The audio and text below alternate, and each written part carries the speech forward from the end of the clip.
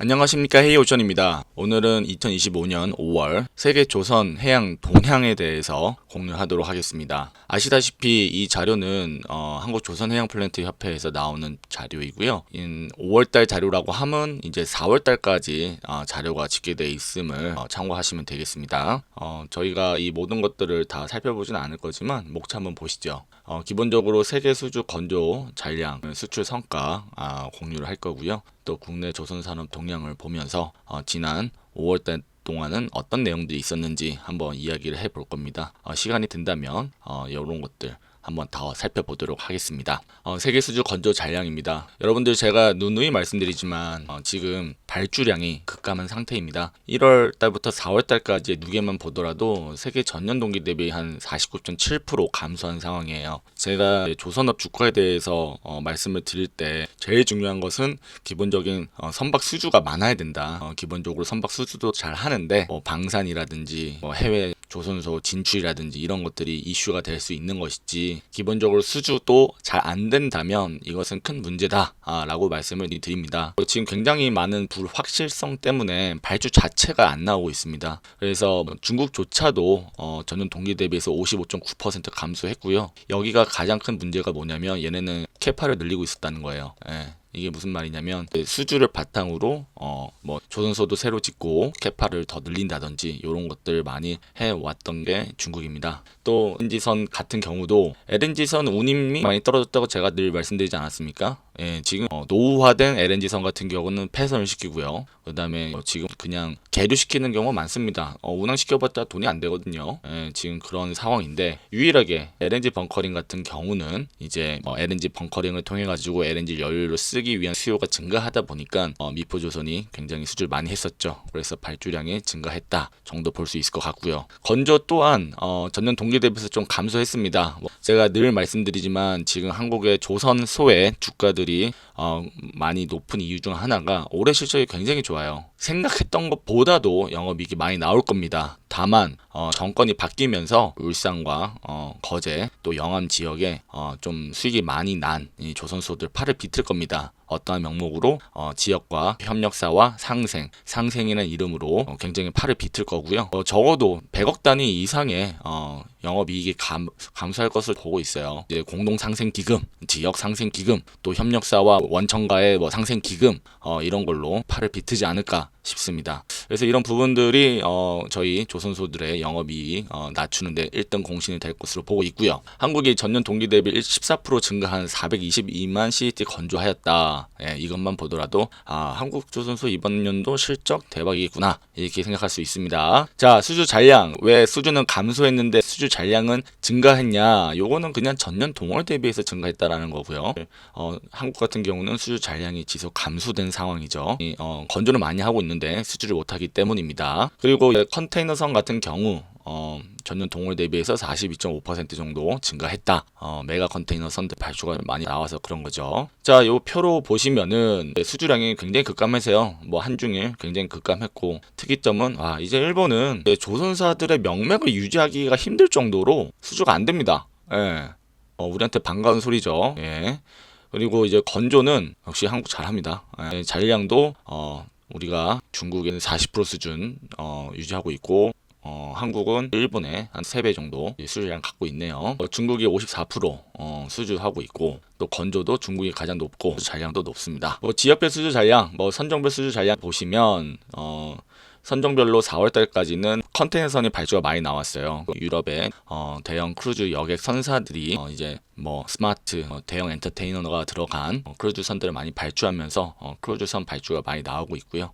건조량 또한 많이 증가하고 있습니다. 독일, 이태리, 핀란드 이런 쪽에 많이 건조함으로써 약간 붐이죠. 그쪽에 외국 인력들도 많이 필요할 겁니다. 그리고 수주 잔량을 보시면 탱커는 증감을 했는데 컨테이너선이랑 다른 것들도 증감했지만 그 같은 경우가 건조가 많이 되다 보니까 줄었어요. 지역별로 수주 점유율을 보면은 중국이 압도적입니다. 요게 개수로 이제 퍼센트를 나누다 보니까 중국이랑 한국이랑 별 차이가 없어 보여요. 이 말인즉슨 한국이 고부가 가치의 탱커를 짓는다라고 보시면 될 것이고요. 벌커 같은 경우는 중국과 일본이 양분하고 있습니다. 이 컨테이너선은 거의 중국이 압도적이죠. 67%. 한국의 LNG선을 이제 많이 수주를 했지만 이런 것들은 기존에 수주가 많이 나왔던 거기 때문에 뭐 내척 정도는 큰 의미는 없다라고 말씀드릴 수 있을 것 같아요. LPG가 한국이 49.6%, 나머지 중국과 일본이 시장 점유율을 보여주고 있습니다. 뭐 투자하시는 분들 중에 성과 보시는 분들 있죠. 예, 성과가 중요하긴 한데요. 기본적으로 성과보다 중요한 거는 업황이고요. 업황이 좋아야지 성과가 올라갈 수 있는 그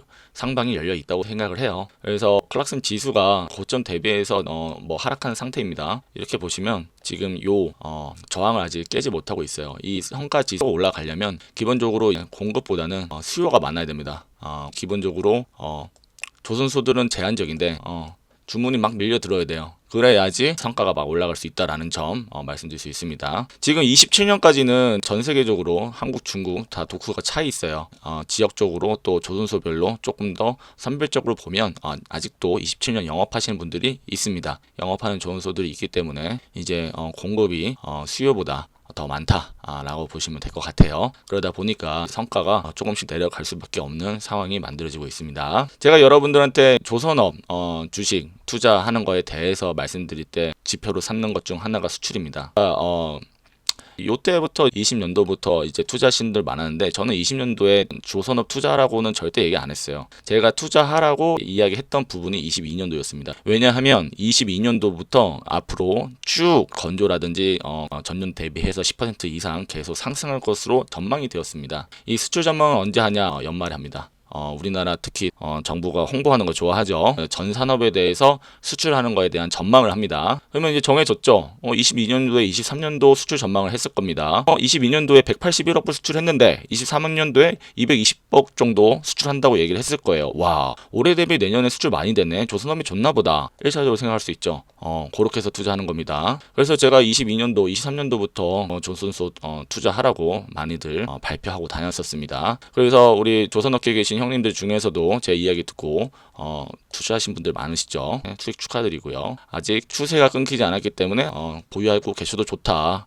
우리 조선업에 투자하신 형님들 중에 뭐 주식 가격 굉장히 쌀 때 사신 분들 엄청 많습니다. 지금 뭐 몇백 프로는 그냥 껌이고요. 아시지 않습니까? 복리 효과 굉장히 누리고 계십니다. 그래서 올해 전망도 267억 불 정도 이야기하고 있는데 요거 제가 이 수출 관련해서 이제 통밥으로 좀 때리자면 가능할 것 같아요. 267억 불보다 조금 더 높게 한 274억 불 정도 25년도 수출할 것 같습니다. 연말이 밀어낼 거 뭐 이런 것들 한번 감안해보면 그 정도 나오지 않을까 싶습니다. 혹시 25년도 선박류 수출액이 274억 불 정도 된다면 다시 한번 이 컨텐츠가 성지순례가 됐으면 좋겠네요. 자, 국내 조선산업 동향은 그냥 헤드라인만 보고 넘어가겠습니다. 200조 원 수주 잔고 앞둔 K조선업 2000년대 호황 수준의 근점. 예, 저는 이런 헤드라인의 기사들 굉장히 안 좋아합니다.